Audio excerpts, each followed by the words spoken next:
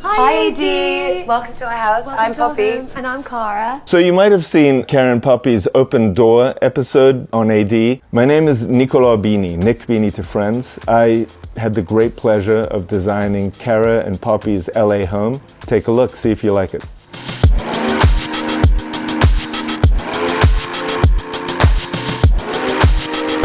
When I first saw this house, I thought, wow, this is a real challenge, but I am absolutely excited to address it because it was very much a diamond in the rough. You know, the three of us, Cara, Poppy, and I, really had fun with this, and I think it shows in the end product. It's really a fun, dynamic house that I hope reflects on their incredibly fun and dynamic personalities.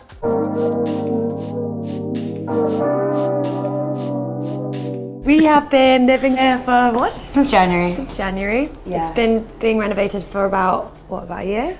About a year and a half. Year and a half. And basically the theme is jungle. Jungle. So welcome to our house. Mad world. The house was built in the 40s, 50s. It had some great bones. The house sort of was leaning towards a quite pretty pared down Hollywood Regency. Sort of very, very late deco and sort of early Hollywood Regency before Hollywood Regency flourished into what it became. This is the dining area.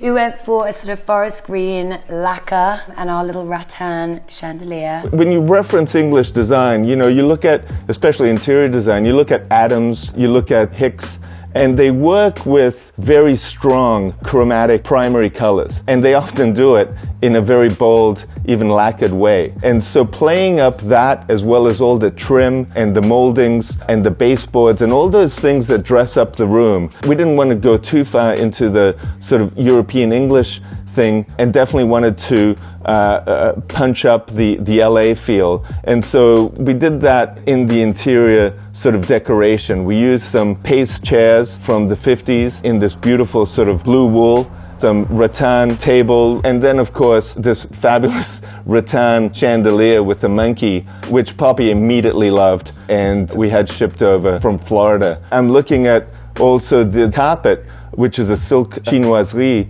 which was typical of the English style of the day. Playing with all these little levers to provide this total space, which has a lot of contradiction to it, but therein lies, I think, some of the interest and some of the beauty, and I think some of what appealed to both Cara and Poppy. This is our guest room. Because we like to have as many people come stay as possible. So we've accommodated for every age, shape and size, and as many people as possible. Oh. Poppy and Cara and I were standing in this room, and we were trying to think, how are we going to make this room as interesting as all the other rooms in the space? And Cara just came out and said, why don't we do a double bunk bed in this room? And I just immediately, I was like, that is genius. That is exactly what this room needs. And it's kind of like proportionally wrong, but that's the beauty of it in the piece. They love to entertain to the point that they love to have two couples sleeping in the same room, one above the other. So this is where our friends stay. Oh yeah. And we designed this ourselves because I just always wanted a double bed. You bunk designed bed. it, you mean? I designed it. This is your idea. Sorry, I thought it was a I wanted to terrible include you in my design process. Thank you, you're so kind. It's a steel frame clad with bamboo. So I put together that rendering to show them my vision of what this could look like, and basically they were like, love it, make it happen. Then of course we dressed it up with the bamboo jungle themed wallpaper, and then right across from that is a really fun 1955 bamboo TV armoire, which is just, it sort of, you know, has all the elements of rattan and quiche, and then the pagoda top. Again, referencing chinoiserie, which was typical of the English, but doing it in a way that is really a kick in the pants. Chinoiserie was a style that came in vogue in England during the Empire. And so they were traveling and they were coming back with all these inputs from the various colonies. And so they would bring in china And from the China, they would see the pagodas, and then next thing they knew, both from an interior design furnishing standpoint, but also from an architectural standpoint, how that played out. There would be a clear sense of that and a reference to travel and experiences and memories and borrowing from other cultures. That's a little bit of the background there, and I think something that both Poppy, Cara, and I shared a love of. The room itself, we heightened the headers on the windows, broadened the openings. I'm a top and bottom bunker, you see. Facilitated the access to this terrace. And that's a win-win from so many standpoints because you're letting light in, facilitating flow. You know, we're from England, so we don't really get a lot of garden situations going on. So I feel like us coming out here, We decided to really really what we express our wanted to. garden selves. yeah. They've told me stories where their friends and they met in the terrace because each one woke up in the morning and is having coffee, and there's that wonderful thing that happens when you look at the architecture and how that interplays with the lifestyle. Through the lush greenery of our loins. Loins, what? Okay.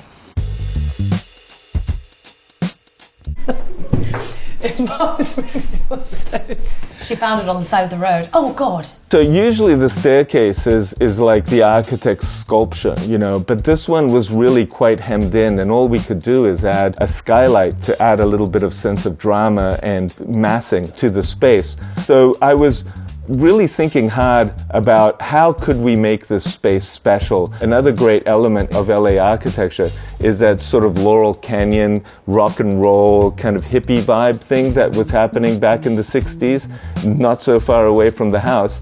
I challenged Anton Prak, who again is a very talented landscape designer, to find some macrame, and he and his sister, as it turns out, found this incredible collection all made by one person up in Oregon. And so we, bought the whole set and had so much fun hanging it. This is personally my favorite bathroom. Welcome to the world's smallest loo. The bathroom was a lot of fun, and a tiny little space, and next to it was a laundry. It seemed like the most functional and uninteresting space in the entire house. And so I decided, look, let's be quite literal here. We are referencing the fabulous Beverly Hills Hotel, and so let's just be honest about that and put that wallpaper up. But then the girls and I would talk about messing things up. And so what I thought is another critical element of Southern California design is the Mexican and the Spanish influence. And it just occurred to me that this might be the client that would embrace the idea of having hand-painted Mexican toilets, and the juxtaposition of the wallpaper, which seems very luxe in a sense, or highbrow, and the really fun Mexican chromatics and handmade character of these fittings serve to, again, provide a little bit of the magic and contradiction that characterized my wonderful clients. Sometimes you kind of scare yourself if you've had like a few cocktails and you sit down too fast. The more elements you are able to incorporate into your mix, the better, I think. Okay, this is where the magic happens. Where's the door handle? That's what I was going to say. Welcome to my room. They are both extraordinarily unique people, but they are also very clearly sisters. And I think there's a beauty in that. And so I wanted that continuity to play out between their rooms.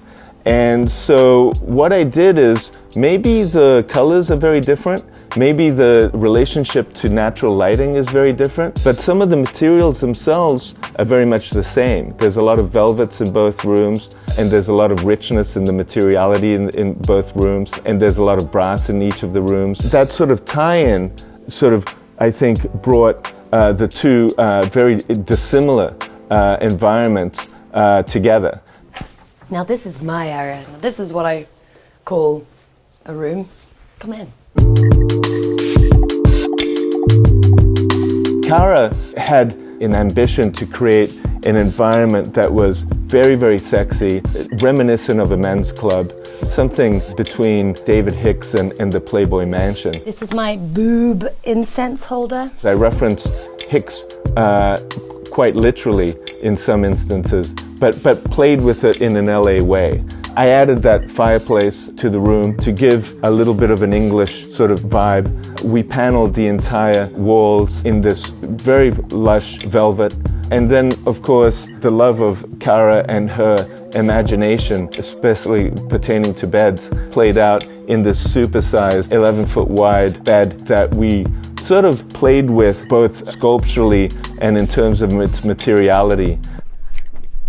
It really sort of sat within the room as a piece of furniture, but also as a piece of architecture almost, because of its massive scale. And then the fabric detailing on the wall also served for acoustic purposes, which was quite effective. There's a real sexual sort of game that we're playing with all the mirrors, with the hoardy heaviness of the fabrics of the drapery. All of these things combine together with super deep sofas that you can really chill out in to create this environment that was, you know, very English, but at the same time very rock and roll, and at the same time very LA. This is my bathroom. This is kind of my own ode to like Moroccan hammam. We played off the Moroccan theme there quite literally and used a lot of hand-painted tiles, ceramics, a lot of Moroccan pieces. There's really nice light coming in the morning. We had the screen, which is obviously a critical element of Moroccan architecture, but there were a lot of characteristics then in this room that we played with. For example, the toilet is this stainless steel, bronze-colored toilet that I had made locally. We had to rethink everything, and so as a standard toilet just would not have looked right in there. Which is one of my favorites. This toilet is a stainless steel toilet that was lacquered in this bronze colored, so it's a custom finish.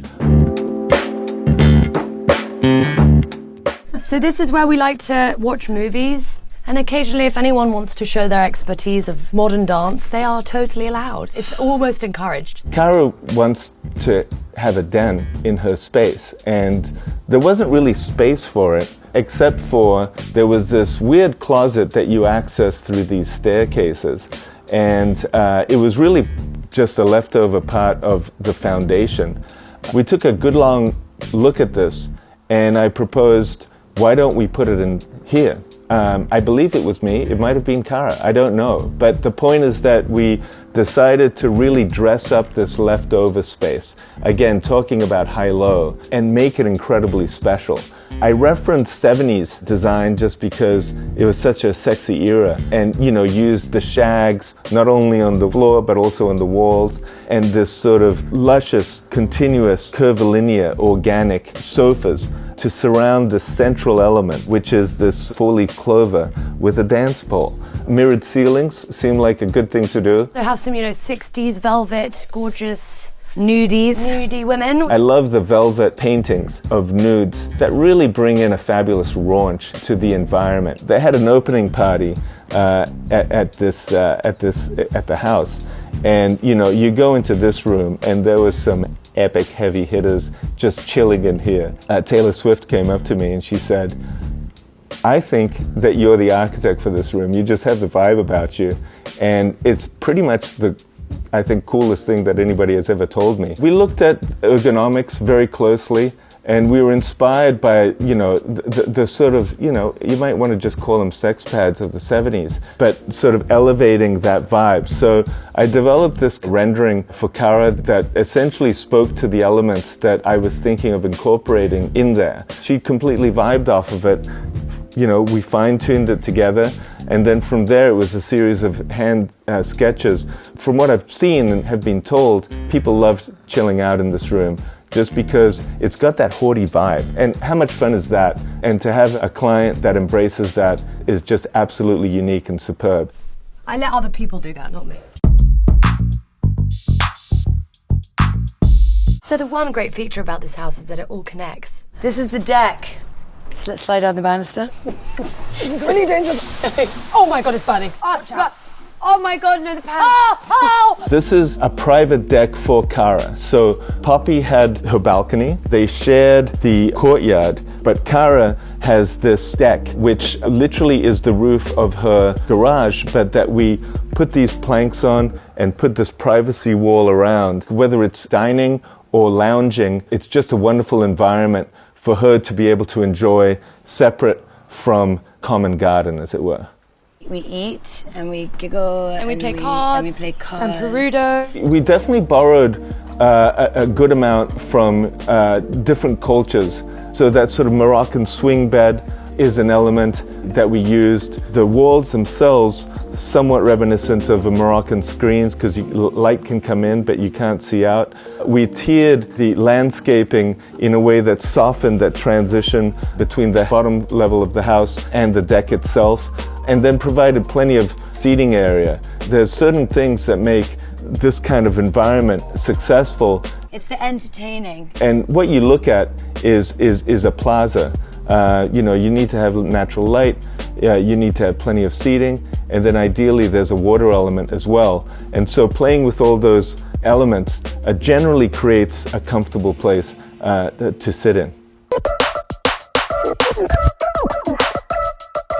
This is our pool room. Playroom. Playroom. Playroom. Come in. Game room, playroom, it's an environment to have fun.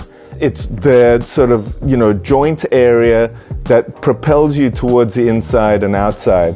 We raised the ceilings, we raised those window headers, we made the windows bigger, we made the entrance door bigger. That's better. It's quite an extraordinary garden. So that was a sort of architectural impetus to clean up the space, make it one big room, and then have these two bars in there. These sort of, one is a little kitchenette, the other one is literally a bar. Where we have our own keg, true Brit style. There you go. Delicious. Cheers. We got our little custom light made. We had that great neon made by a local artist, which sort of, adds this kind of like funky vibe to the space. And the other one is a proper bar with this quite interesting antiqued mirror backdrop, internally illuminated to give it that punch, and decorated by these beautiful bottles, which I think is a beautiful backdrop for a room. But we decided to keep the room quite simple and white, and then have these few pieces play their role in bringing the character in, whether it's the bamboo framed Beverly Hills Hotel wallpaper, the sort of Evel Knievel water skis that you see there in the background, the lightning bolt surfboard, an old 70s standard as it were, or their fabulous hamburger painting, which it was part of their own private collection, and of course the Playboy pinball, which when I found that, I was like, this one I may not even have to ask if they're okay with, because it's just so up their alley. Come on outside. Little bird of paradise, little parasol. This is where we try to tan, but nothing happens. We just freckle. So the environment has a modern feel to it. That's the era, late deco. And it's a very special era because it's late deco, early modernism, and so there's a precision and an exactness to it, as well as having an informality to it. And we wanted to add to that informality and also play up this idea of the Beverly Hills Hotel and all the charm and history and all the characters and personalities that created that space and enlivened it. So whether it was adding sort of painted waterline and coping to the pool that then was replayed up again in this fountain that sort of provides a sense of both evaporative cooling and acoustic atonement as one comes down the staircase. There's this sort of interplay between the water and the hardscape. We refinished all the hardscape itself because it was not the right color. Our barbecue area over there, which we still haven't used either. No, I have. She's used it. Great. I Thank did. God. Thanks for inviting me. I'm the son of an architect, and I've traveled 55 countries, so I've seen so much of the world and informed myself always with my sketch pad about how spaces work and what it is that makes a space successful. I've learned a lot of hard lessons, and I've just borrowed a lot from the successes of others.